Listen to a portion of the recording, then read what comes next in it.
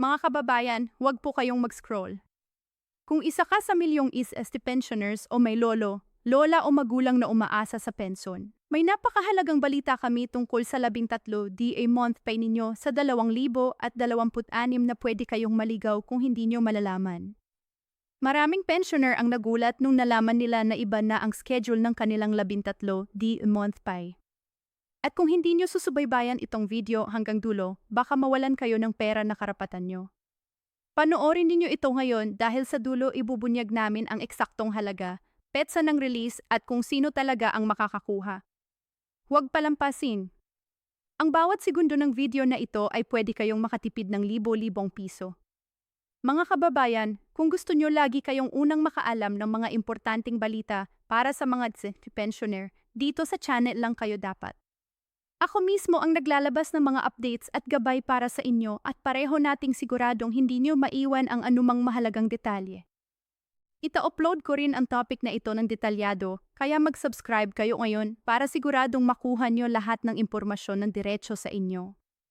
Mga kababayan, kung kayo ay isang SST pensioner o mayroon kayong magulang, lolo, lola o kamag-anak na tumatanggap ng pensyon mula sa Social Security System, pakinggan ninyo ng mabuti ang video na ito dahil may napakahalagang balita tayong tatalakayin ngayon. Maraming nagtanong sa amin sa comment section tungkol sa 13 DD month pay ng mga pensioner. Kung kailan ito ilalabas, magkano ang matatanggap at sino ba talaga ang kwalipikado. Kaya naman sa video na ito, bibigyan namin kayo ng kumpletong impormasyon mula simula hanggang katapusan para walang maiwanang hindi naintindihan. Huwag kayong aalis sa video na ito dahil baka may mahalagang detalye kayong mapalagpas na maaaring makaapekto sa inyong benepisyo. Una sa lahat, pag-usapan natin kung ano ba talaga ang tinatawag na 13 D month pay para sa mga pensioner. Marami sa atin ang pamilyar.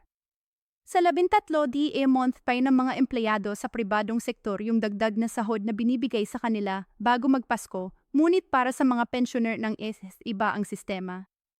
Ang kanilang 13 DA month pay ay tinatawag ding 13 DA month pension o Christmas bonus ng SS at ito ay isang karagdagang bayad na katumbas ng isang buwang pensyon na ibinibigay bilang pasasalamat at tulong sa mga pensioner lalo na ngayong panahon ng Kapaskuhan.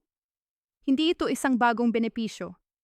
Matagal na itong pinagkakaloob ng SS sa kanilang mga miyembro na nagretiro na at tumatanggap na ng regular na buwan ng pensyon.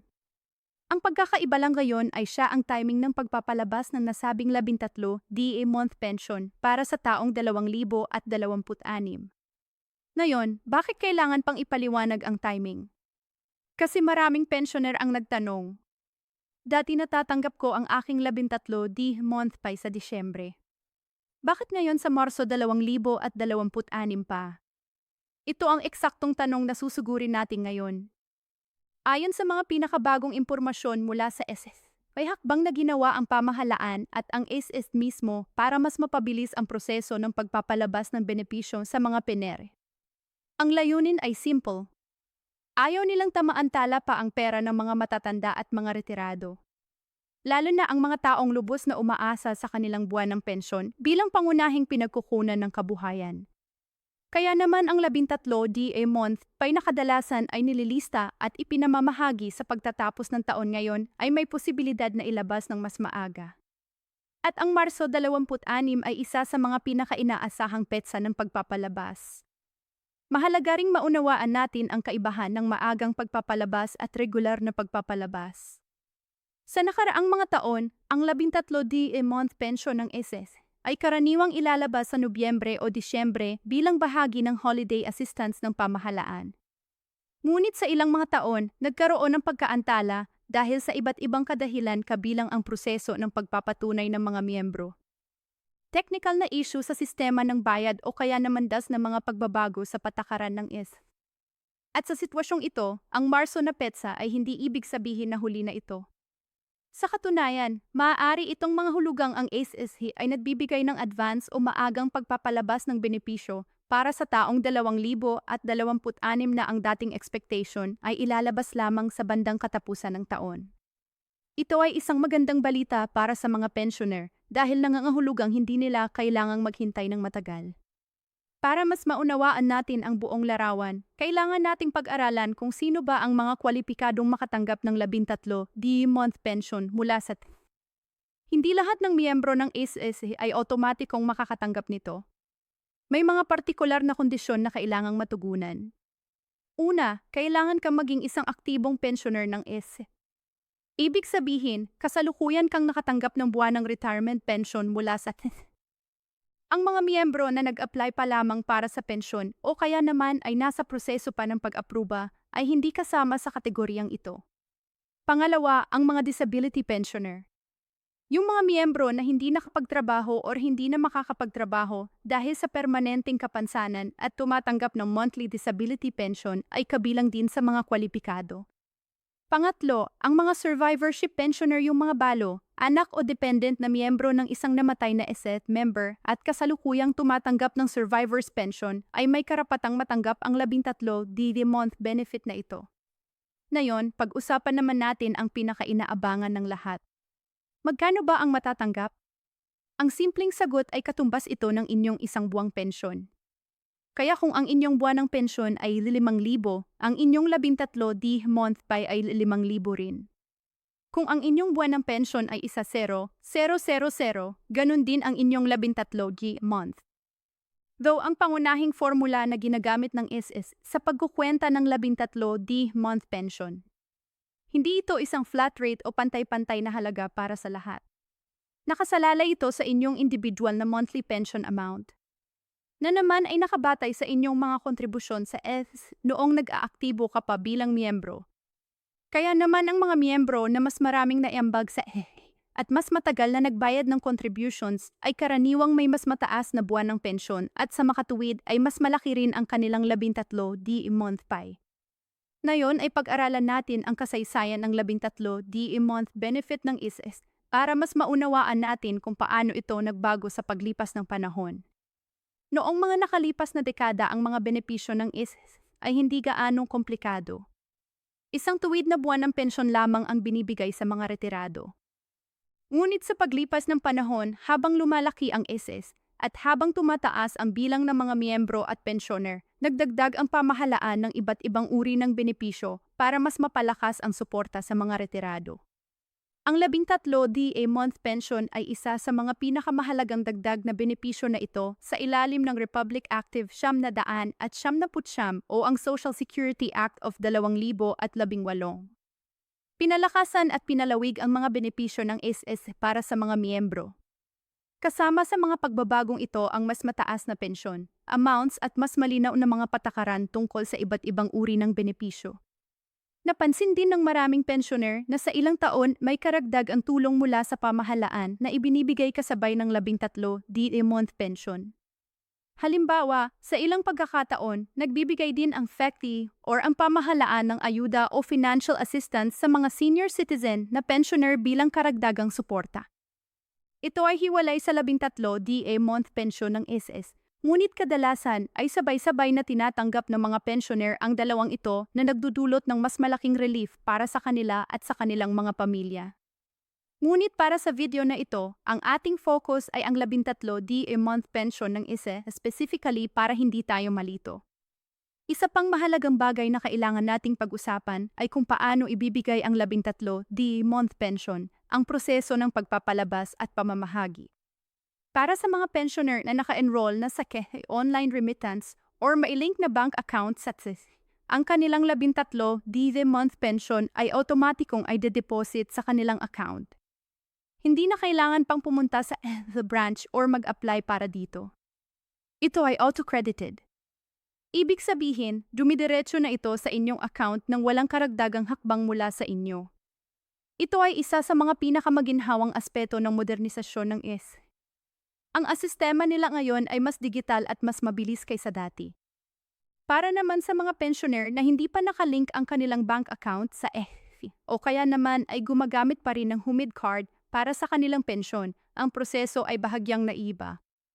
Maaaring kailanganin nilang pumunta sa kanilang authorized bank o remittance center para makuha ang kanilang 13D-month pension. Mahalaga rin na matiyak na ang inyong contact information sa numero ng telepono, email address at home address ay updated at wasto para matanggap ninyo ang mga abiso at notifikasyon mula sa tungkol sa inyong mga benepisyo kasama na ang 13D month pension. Ngayon, para sa mga pensioner na gumagamit ng mobile app o may account online, merong maginhawang paraan para matrack ang inyong pension disbursement. Sa pamamagitan ng API website, makikita ninyo ang kasaysayan ng inyong mga natatanggap kung kailan nag-recredit ang inyong buwanang pensyon at kung mayroon ng impormasyon tungkol sa 13D month pension payout. Lubos na inirekomenda ng ACE na mag-register ang lahat ng kanilang pensioner sa online na sistema para mas madaling ma-access ang kanilang account information at ma-update ang kanilang personal na datos. Mahalaga ring pag-usapan ang tungkol sa mga pensioner na nasa probinsya o sa mga lugar na malayo sa mga branches. Para sa kanila, maaaring mas mainam na gumamit ng remittance services o mga rural banks na may kasunduan sa SS para sa pamamahagi ng pension payments. Ang AST ay may malawak na network ng partner, banks at financial institutions sa buong Pilipinas. Kasama na ang Land Bank, GILE at marami pang iba. Pati na rin ang mga money remittance centers tulad ng Lilir at Cebuana Lilir sa mga lugar na hindi aksesible ang mga malalaking bangko. Ang layunin ng ACE ay tiyaking maaabot ang benepisyo ng bawat penenser kahit saan sila naroroon sa bansa. Pag-aralan din natin ang ilang karaniwang tanong at maling akala tungkol sa 13D month pension ng ACE. Una, maraming pensioner ang nagtatanong. Kailangan ba akong mag-apply para sa 13D month pension? Ang sagot ay hindi. Hindi na kailangan ng hiwalay na application. Kung isa kang aktibong pensioner ng SS at nakakatanggap ng regular na buwan ng pensyon, automatiko kang kabilang sa listahan ng mga makakatanggap ng 13D month benefit. Ito ang isa sa mga pinakamagandang aspeto ng benepisyong ito. Automatic at walang karagdagang paperwork. Pangalawa, may mga nagtatanong. Apektado ba ang aking 13D month pension kung nagsimula pa lamang akong makatanggap ng pension ngayong taon? Ang sagot dito ay depende sa patakaran ng SS sa partikular na taon. Sa ilang kaso, ang mga bagong pensioner na nagsimula makatanggap ng pension sa loob ng taon ay maaaring makatanggap ng prorated na 13D month benefit. Ibig sabihin, ang halaga ay proporsal sa bilang ng mga buwang natanggap nila ang pensyon sa taong iyon. Sa ibang kaso naman, ang ACE ay nagbibigay ng buong 13D month benefit kahit sa mga bagong pensioner. Para sa eksaktong impormasyon tungkol dito, pinakamainam na direktang makipag-ugnayan sa SS o bisitahin ang kanilang opisyal na website. Pangatlo, may mga pensioner na nagtatanong. Kung namatay ang aking asawa na pensioner bago mailabas ang 13D month pension, makukuha pa ba ito ng pamilya? Ito ay isang sensitibong tanong ngunit mahalaga sa pangkalahatan. Ang mga benepisyo na dapat sana ay natanggap ng pensioner, ngunit hindi natanggap dahil sa kanyang pagpanaw ay maaaring maklaim ng mga designated na beneficiary o tagapagmana ng pensioner, ngunit may proseso na kailangang sundin para maklaim ito. Kailangan ng mga dokumento tulad ng death certificate proof of relationship ang iba pang papeles na hihilingin ng SS. Para sa ganito pang uri ng sitwasyon, pinakamabuting personal na makipagkita sa SS para sa tamang gabay. Ngayon, pag-usapan naman natin ang isang paksang mahalagang maunawaan ng mga pensioner at ng kanilang mga pamilya, ang kaibahan ng 13D month pension at ng 13D month pension. Maraming tao ang nalilito sa dalawa dahil magkapareho ang pangalan, ngunit magkaibang institusyon ang nangangasiwa sa kanila. Ang AST or Social Security System ay para sa mga manggagawa sa pribadong sektor. Yung mga empleyado ng mga pribadong kumpanya, mga self-employed na individual, kasambahay at iba pa. Ang GIS naman or Government Service Insurance System ay para sa mga empleyado ng pamahalaan, mga government workers tulad ng mga teacher, pulis, sundalo at iba pang government employees. Kaya kung ang inyong pensyon ay galing sa ang 13D month pension na tinalakay natin sa video na ito ang para sa inyo. Kung galing naman ito sa GIS, magkaibang patakaran at proseso, ang susundin at mas mainam na direkta kayong makipag-ugnayan sa GIS para sa tamang impormasyon. Isang bagay pa na gusto naming bigyan diin ay ang kahalagahan ng pagpapanatili ng inyong records na tama at updated. Maraming pensioner ang nakaranas ng abala at pagkaantala sa pagtanggap ng kanilang mga benepisyo dahil sa hindi tama o lumang impormasyon sa kanilang records. Halimbawa, kung nagbago ang inyong bank account, lumipat kayo ng tirahan, kailangan ninyong agad na i-update ang inyong impormasyon sa para hindi malagyan ng problema ang pagpapadala ng inyong pensyon. Ang ay may online portal at mobile app kung saan maaari ninyong i-update ang inyong personal na impormasyon ang hindi na kailangang pumunta sa opisina. Ito ay napaka-convenient lalo na para sa mga matatanda na mahirap maglakad o maglakbay.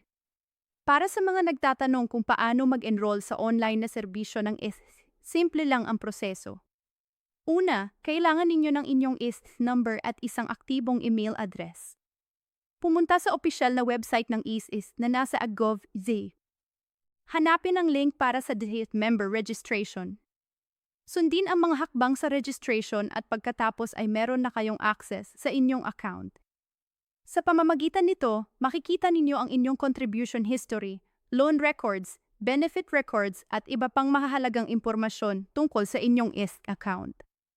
Para sa mga hindi sanay sa teknolohiya, maaari ninyong hilingin sa inyong mga anak o apo na tulungan kayo sa prosesong ito o kaya ay pumunta sa pinakamalapit na branch para humingi ang tulong mula sa kanilang mga staff. Isa sa mga bagay na maaaring magpabilis sa pagpapalabas ng 13 DA month pension ay ang pagiging handa ng sa kanilang sistema. Sa nakaraang mga taon, namuhunan ang modernisasyon ng kanilang teknolohiya at proseso para mas mabilis at mas mahusay na mapangasiwa ang milyon-milyong transaksyon ng kanilang mga miyembro at pensioner. Ang resulta nito ay mas mabilis na pagpapadala ng mga benepisyo, mas mabilis na processing ng mga claims at mas maginhawang serbisyo para sa lahat. Kaya naman kapag sinabi nating ang 13 DA month pension para sa 2026 ay ilalabas ng mas maaga, ito ay resulta ng parehong pagpapabuti ng patakaran ng at ng kanilang teknolohiya. Ngayon, nais naming pag-usapan ang isang napakahalagang bagay na kailangan ng bawat pensioner na malaman ang pag-iingat laban sa mga scam at pandaraya. Sa tuwing may balita tungkol sa pagpapalabas ng malalaking benepisyo tulad ng 13 DA month pension, lagi ring may mga masasamang tao na nagtatangkang samantalahin ang mga pensioner. Huwag kayong magtiwala sa sinumang taong lumapit sa inyo. Maging sa personal, sa telepono o sa social media. At nag-aalok na tulungan kayong makuha ang inyong 13 DA month pension kapalit ng bayad or ng inyong personal na impormasyon. Ang lehiti proseso ng ay libre at hindi nangangailangan ng bayad para makuha ang inyong benepisyo. Huwag ding ibahagi ang inyong number, password, one-time password o anumang personal na impormasyon sa sino man na hindi kayo siguradong kinatawan ng Kung may nag-uulat sa inyo na kailangan ninyo ng medyasyon o tulong para makuha ang inyong pensyon kapalit ng komisyon, ito ay siguradong scam. Mas mainam na direkta kayong makipag-ugnayan sa sa kanilang hotline o pumunta sa pinakamalapit na branch. Bukod pa rito, nais naming paalahanan ang lahat ng pensioner na ang opisyal na hotline ay 1,455 para sa Metro Manila at mayroon din silang mga regional offices sa buong bansa. Ang kanilang opisyal na website ay gov.aa at ang kanilang mga opisyal na social media accounts ay nakalista sa website na iyon. Anumang impormasyon na hindi nagmumula sa mga opisyal na channel na ito ay dapat suriin muna bago paniwalaan. Sa panahon ng social media, napakadali ng pagkalat ng maling impormasyon at dapat tayong maging maingat sa pagbabasa at pagbabahagi ng mga balita tungkol sa benefits. Gusto rin naming pag-usapan ang kalagayan ng mga BUFI pensioner, yung mga miyembro ng na nagtatrabaho o tumira na sa ibang bansa ngunit nagpapatuloy pa ring makatanggap ng kanilang pension. Para sa kanila, ang proseso ay bahagyang naiba dahil ang kanilang pensyon ay karaniwang ipinapadala sa kanilang nakatalagang bank account sa Pilipinas. O kaya naman ay may arrangement para matanggap ito sa ibang bansa sa pamamagitan ng partner banks at remittance centers ng Ang 13 DA month pension nila ay dapat ding otomatikong mailabas kasabay ng iba pang pensioner, ngunit mahalagang tiyakin nila na ang kanilang records ay naglalaman ang tamang bank account o remittance details para hindi malagyan ng abala ang pagtanggap ng kanilang benepisyo. Para sa mga pamilya ng mga pensioner, Partikular na sa mga anak o kamag-anak na tumutulong sa kanilang matatanda, nais naming ibahagi ang ilang praktikal na payo. Una, tulungan ang inyong mga magulang o lolo at lola na i-update ang kanilang ISS records at tiyaking tama ang lahat ng impormasyon. Pangalawa, tulungan silang mag-enroll sa online na serbisyo ng SS para mas madali nilang mamonitor ang kanilang account. Pangatlo, ipaliwanag sa kanila ang tungkol sa mga posibleng scam at turuan. Silang maging maingat sa pagbabahagi ng personal na impormasyon at pang-apat. Samahan sila sa Tech branch kung kailangan nila ng tulong sa anumang proseso o transaksyon. Ang pakikilahok ng pamilya sa mga ganitong usapin ay malaking tulong hindi lamang sa mga matatanda kundi sa buong pamilya. Nais din naming banggitin ang kahalagahan ng regular na pag-check ng inyong pension amount. Sa bawat taon, maaaring magbago ang halaga ng inyong buwan ng pensyon dahil sa iba't ibang dahilan. Kabilang ang mga adjustment na ginagawa ng SSC batay sa economic conditions o kaya naman ay mga pagbabago sa inyong personal na sitwasyon tulad ng pagbabago sa bilang ng dependents. Kung napansin ninyo na ang inyong buwan ng pensyon ay hindi tama o mayas na hindi ninyo naiintindihan agad na makipag-ugnayan sa SS para maipaliwanag at maayos ang issue, huwag hayaang matagal bago harapin ang gayong mga problema. Mas madaling ayusin ang mga issue kung mas maaga silang nahaharap. Habang tinatapos na natin ang video na ito, nais naming buod ang mga pinakamahalagang punto na inala kay Labinsyam. Ang 13 DA month pension ng SS para sa 126 ay isang karagdagang benepisyo na katumbas ng isang buwang pensyon at ilalabas para sa lahat ng kwalipikadong pensioner ng SS. Ang mga kwalipikado ay ang mga retirement pensioner, disability pensioner at survivorship pensioner. Ang halaga ay katumbas ng inyong regular na buwan ng pensyon. Ang pagpapalabas ay inaasahang gagawin sa Marso Infantes na mas maaga kaysa sa tradisyonal na Noyembre o Disyembre na pagpapalabas. Ang proseso ay otomatiko para sa mga may nakatalagang bank account sa Hindi na kailangang mag-apply ng hiwalay at higit sa lahat, mahalaga ang pag-ingat laban sa mga scam at ang pagpapanatili ng inyong records na tama at updated. Ang bawat pisong pensyon na natatanggap ng ating mga matatanda ay resulta ng kanilang matagal na pagtatrabaho at pagsasalansa ng mga kontribusyon sa TIF. Ito ang kanilang naipon mula pa sa kanilang mga taon ng pagiging aktibong manggagawa at nararapat lamang na matanggap nila ito ng buo at nasa tamang oras. Ang STIF bilang institusyon ng pamahalaan ay may responsibilidad na tiyakin na ang bawat sentimo ng benepisyong ito ay nakakarating sa mga karapat-dapat na tatanggap nito. At tayo bilang mga miyembro ng pamilya at komunidad ng mga pensioner ay may papel ding gawin para tiyaking naiintindihan ng ating mga mahal sa buhay ang kanilang mga karapatan at benepisyo. Kung may mga katanungan kayo tungkol sa inyong AC pension, 13 DA month benefit o anumang iba pang benepisyo ng SS, huwag magatubiling makipag-ugnayan sa SS ng direkta sa pamamagitan ng kanilang hotline, website o sa pamamagitan ng personal na pagbisita sa pinakamalapit na SS branch sa inyong lugar. Ang impormasyon ay kapangyarihan at mas alam ninyo ang inyong mga karapatan, mas mahusay kayong makakakuha ng mga benepisyong karapat-dapat sa inyo. Maraming salamat sa inyong panonood at huwag kalimutang i-share ang video na ito sa inyong mga kakilala na SS pensioner para makatulong din sa kanila. Ang impormasyon ay pinakakapakipakinabang kapag ibinabahagi. Kaya samahan tayo sa pagtulong sa isa't isa para mas maraming tao ang makaalam ng kanilang mga karapatan sa